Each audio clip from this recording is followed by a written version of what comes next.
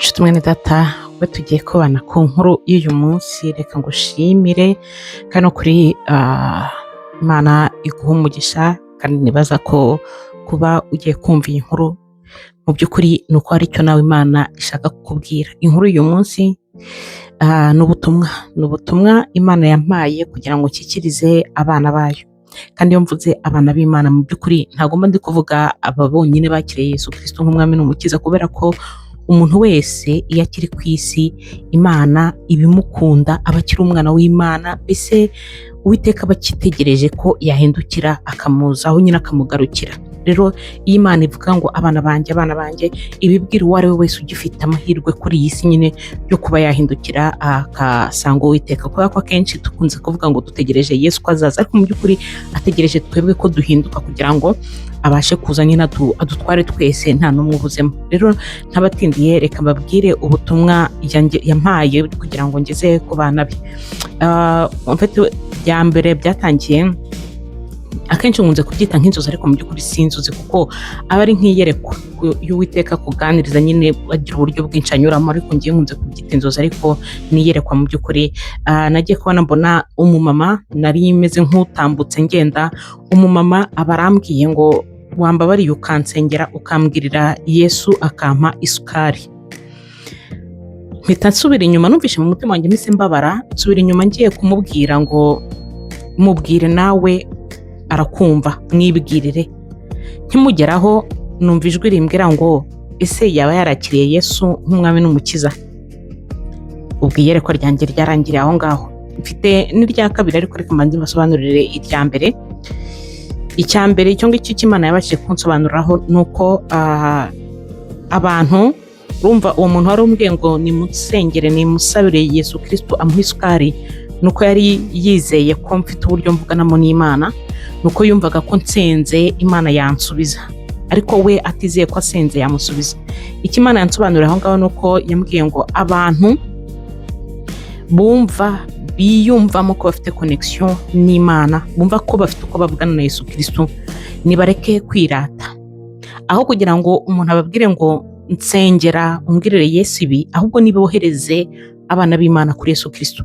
Mbese buri wese nagerageza kubwira umuntu ngo senga nawe arakumva, mwishakire nawe ku giti cyawe.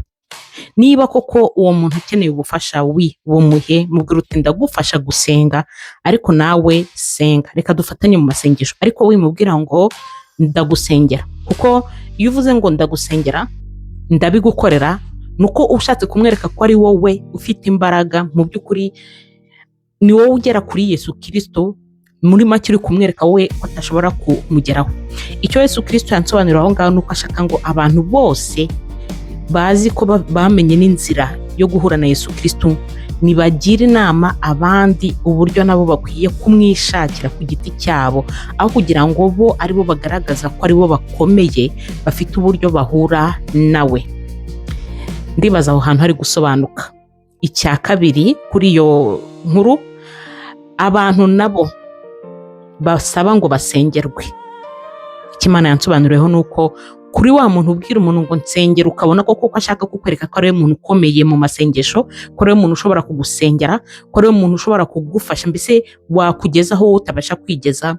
Imana yarambwiye ngo nkubwire ngo uhunga, kuko uwo ari we wese wavuga ijambo ry'Imana atakubwira uburyo ugomba kwishakira Imana ku giti cyawe, adashaka ko nawe uhura n'Imana mu buryo nawe ahuramo nayo, Imana yarambwiye ngo nkubwire ngo hunga, kuko uwo nta kindi ari kukujyanaho, nta handi ari kukwerekeza, ni mu binyoma.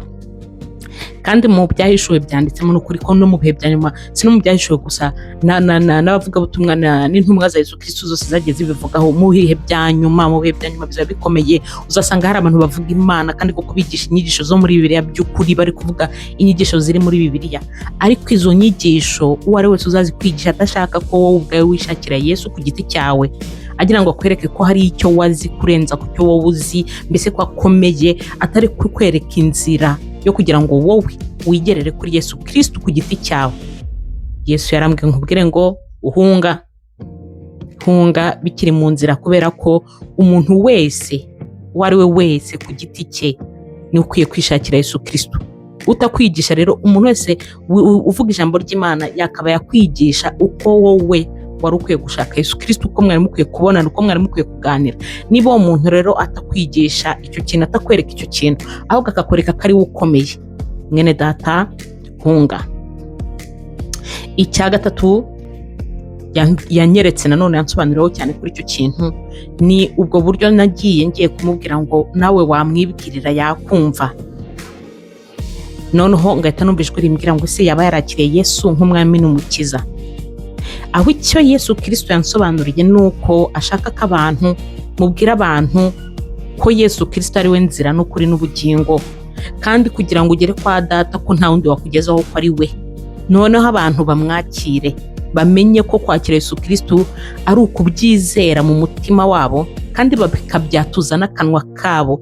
Iyo tuvuga ngo akanwa kararema, ni ukuvuga ngo kararema koko, kandi ibyo dukora tuba turi kurwana n'imyuka mibi. Iyo watuje akanwa kawe ukavuga ko Yesu ari umwami, ukabyemeza nyine ukavuga ko umuhaye ubuzima bwawe, ni ukuvuga ngo uba uri kuhamya kandi uri kunesha imyuka mibi yayindi yaguhigaga ikabona ko ugize guhitamo. Aho niho rero Yesu Kristo yansobanuriye ngo bene data nimubwire abantu, niba uvuga n'ijambo ry'Imana, niba koko uvuga Yesu, erekeza abantu kuri Yesu, kandi nyine urumva byose biragendanye. Mubwira mwishakire, ariko nanamwishakira namwakire nk'umwami n'umukiza, kuko nta wundi wagira icyakora uretse Yesu Kristo ku buzima bw'umuntu uwo ari we wese. Rero bene data reka mbinginge n'ukuri uwumviye inkuru abikora uko Yesu Kristo ari kubisaba. Sinzi nabisobanuye neza mu buryo bukwiye nk'uko hari umuntu wese yakaba yabyumva, ariko nzi ko byumvikana. Icya kabiri rero nanone nagize kiyerekwa, nagiye kubona mbona nicaye ku meza, nari ndimo nsangira n'abantu batatu. Twari twicaye ku meza turi gusangira, ku iyo meza nkabona imeze nk'iriho hejuru amakaro. Byari ikaro rirerire, mbese imeza yari imeze nk'ikase gutya, kandi hose hariho iryo karo nyine rimwe rigenda rikanatambika no hirya. Turimo turya, ngiye kubona mbona ikaro ritabutsemo gutya, rirashwanyutse nyine ribaye nk'irigiye hejuru, ariko ibyo twaryaga mbona biri aho ngaho nyine kundi ikaro ritabuka, ariko nyine mbese ryabaye nk'iricitse gutya, ariko ibyo twaryaga biguma biri aho ngaho. Ako ka mwanya mpita mvuga nti n'ibi biryo bishoboke ko hari utunze ugurunyu tw'aya makaro tujye muri ibi biryo, reka mbimene. Ntago nigeze nongera kubirya, nahise mbijugunya. Mpita mbwira nabo ngabo twari twicaranye, ndavuga nti bishoboke ko hari utunze ugurunyu tw'utu tuntu twaba tugiyemo, byaba ari bibi kubirya ibi biryo bimaze kwandura.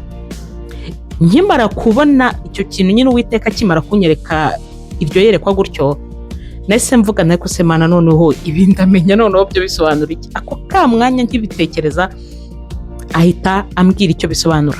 Yarambwiye ngo aricyo ngiye kubwira abantu bose, yarambwiye ngo mbabwire ngo niba musobanukirwa ko ibyo mwari mugiye kurya byanduye, ni nk'uko bavuga ngo ikirahure kiramenetse, mbese kimenekeye hafi y'ibiryo n'iki, uhita ubyumva ko nyine hari uturahure tugiyemo, ugahita ureka ibyo biryo kubirya. Yesu Kristo yarambwiye ngo mbabwire ngo niba mwisi usobanukirwa ko ibyo bintu ari umwanda, ugahita ubimena ako ka mwanya, utiriwe wongera no gukoramo, ukamenya ko ibyo bintu byakwangiza umubiri wawe. Yarambwiye ngo mbabwire ngo biba ari nako musobanukirwa ibyangiza roho zanyu. Niba ukoze icyaha, hita usobanukirwa ko ari icyaha kandi ukihana ako ka mwanya, nk'uko nyine ibyo biryo byahise bimenwa ako ka mwanya nta wongeye kubirya. Niba ukoze icyaha, hita usobanukirwa ko ari icyaha ukoze, uhita ukihana aho ngaho, wirindire ejo, wirindire nijoro ugiye gusenga, icyo cyaha hita ukihanira aho ugikoreye, wirindira n'iminota inyuma. Kandi niba ugikoze n'imbere y'abantu, nabo ubwabo nyine wihane, mbese niba ari ukubasaba imbabazi uhita ubasaba imbabazi. Niba ikintu icyo ari cyo cyose ukoze, mbese icyakubuza ubugingo, icyakubuza kujya mu bwami bw'ijuru, niba uzi ko hari icyo ukoze ako ka mwanya, hita usobanukirwa, mbese mushaka uburyo musobanukirwa icyaha icyo ari cyo cyose nk'uko usobanukirwa icyakwangiza umubiri wawe. Niko yansobanuriye. Uko twahise dusobanukirwa, mbese ko nanjye nahise mbona nkavuga ngo biranduye, ni uguhita tubimena. Ariko nawe usobanukirwa ngo iki cyaha cyanduje ubugingo bwanjye, reka mpite nkihana ako ka mwanya. Kandi niba ari nabo ugikoreye imbere nabo basaba imbabazi, niba ari nabo wangije nabo basaba imbabazi, ako ka mwanya wirindira ejo bundi. Mu by'ukuri nahise numva ko harimo ubutumwa bukomeye kandi buri kureba umunyarwanda uwo wese. Yesu Kristo ashobora kuba agiye kuza kuri wowe uyu munsi cyangwa ejo kuri mwene data, ntawamenya. Sinzi impamvu ari kukubwira ngo banza umwakire nk'umwami n'umukiza, umwishakire ku giti cyawe kandi wihane icyaha cyawe ako ka mwanya icyo gikora, kuko Yesu Kristo yaravuze ngo naza, mbese igihe Yesu Kristo azagaruka azaza nk'umujura.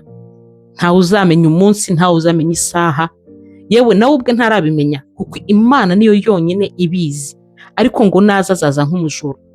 Azaza se azaba ari ku manywa ntago tubizi, azaba ari nijoro ntago tubizi, ntawuzi igihe, isegonda n'isegonda yaza. Niyo mpamvu ragusaba ngo igihe ugikora icyaha hita ukihana ako ka mwanya, kugira ngo naza na nyuma y'iminota ingahe wari umaze kugikora asange wejejwe, kugira ngo mubashe kujyana. Nshuti mwene data, ubwo rero nagira ngo nsohoze ubutumwa Yesu Kristo yantumye ku bana be. Ndasabira buri wese wumvishe iyi nkuru kugira ngo Uwiteka n'ukuri akomanga umutima we, yisuzume, arebe igikwiriye gukorwa. Kandi n'ukuri ndasaba ngo wowe wumve iyi nkuru wakire Uwiteka nk'umwami n'umukiza niba utaramwakira. Kandi n'ukuri ndagusabira kugira ngo aguhumure amaso, aguhumure mbese ugire connection nawe, kugira ngo igihe icyo ari cyo cyose ubashije wamugani kugira n'icyo cyaha ukora abashe kukubwira ngo do iki ni icyaha, kugira ngo ubashe kukihana. Kuko hari igihe akenshi abantu baba badashobora gusobanukirwa ngo iki ni icyaha cyangwa se si icyaha.